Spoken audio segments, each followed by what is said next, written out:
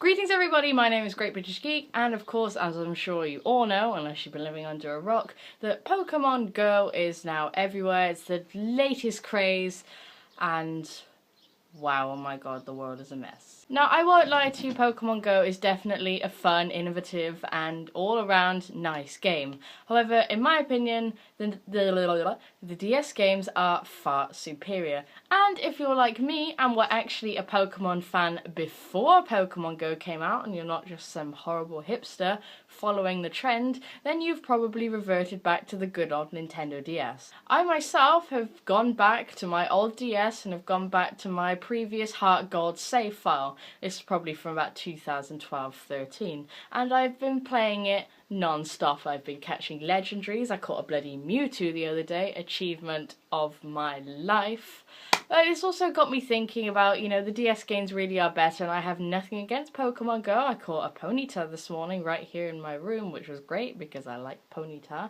But it's got me thinking about the original 151 Pokemon, the older games, manga, anime. So that's why today I'm going to be counting down my top 10 favourite Pokemon, but only from the original 151. So let's go. Coming in at number 10, we have the one and only Psyduck. Now, before you have a go at me, the main reason why I've chosen Psyduck is because in the original anime series, Pokemon Indigo League, Psyduck is absolutely hilarious. I absolutely love him. He tries his best and I love the way he drives Misty up the wall, but he always comes through and saves the day every now and then, so yeah, I mean, I never really said that my favourite Pokemon was going to be exclusive to their moves and their games. I'm also including anime and manga and other things, and so therefore Psyduck has a place on this list because in the anime, Psyduck is absolutely amazing. Number 9 is another one I've chosen from the anime. It is, of course, Meowth, specifically the Meowth that runs with Jessie and James in Team Rocket, the lovely talking Meowth that, I mean, seriously, Team Rocket spend all their time going after Pikachu, but they've got, like, the only talking Pokemon.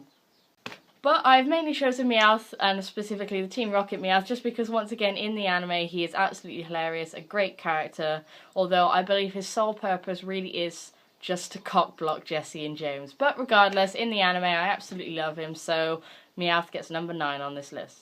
Coming in at number 8, it is, of course, the tiger himself, Arcanine. This place nearly went to Growlithe simply because of my favourite Pokemon episode ever, Holy Matrimony. You see a young James from Team Rocket with a young Growlithe called Growly, but there's just something about Arcanine that I just really like him. He's a fire type, and if you don't know, fire type is my favourite type of Pokemon.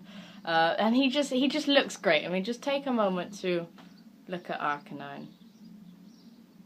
He just looks awesome. He's really badass. I mean, there you go. Arcanine.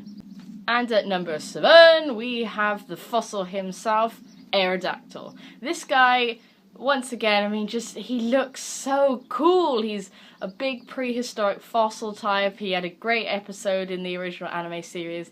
And to be honest, this list really is just going to be me saying they look cool. I mean, probably when I get further in, but oh, Aerodactyl, cool-ass motherfucker. And the next one on the list is another fire type. It is my favourite evolution. It is, of course, Flareon. Umbreon, although not in the original 151, is the very close second favourite for my evolutions. Flareon gets a number 1 spot because he is a fire type. Honestly, I am a fire type bitch, that is self-proclaimed. I really like Flareon simply because I think he's got a really nice design. He looks really cool, got that slight cute element to him. He's a great evolution, can learn some great moves. Seriously, Flareon, I love you, buddy. And coming in next, we have another fire type. This is the first legendary of the list. It is, of course, Moltres. Now, it's really hard to ignore the episode of the anime where James wore that flaming Moltres costume whilst proclaiming he is a flaming Moltres.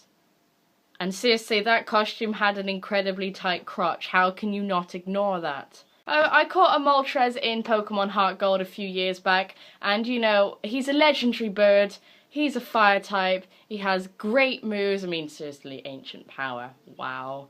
And he looks epic. And honestly, back to Pokemon Go, hashtag Team Valor for the win. Moltres is the logo and the mascot of my team in Pokemon Go, Team Valor. He's legendary, he's a bird, he's fire type. What more can you want? Moltres is amazing. And at number 4, I'm sure all of you Pokemon fans saw this coming. It is, of course, the badass mofo that we know as Mewtwo. I caught a Mewtwo the other day, and Mewtwo just misses the top 3 spot simply because he is a science project, so therefore you can kind of argue that maybe he's not a proper Pokemon, although he is in the original 150, he is in the Pokedex, but just because he is genetically modified and a science project, and he does look so cool. I think Mewtwo is a very, very cool looking Pokemon. He's, you know not to mess with him, and he's got that killer instinct. I think he's really, really great. Aside from the heartbreak, he was great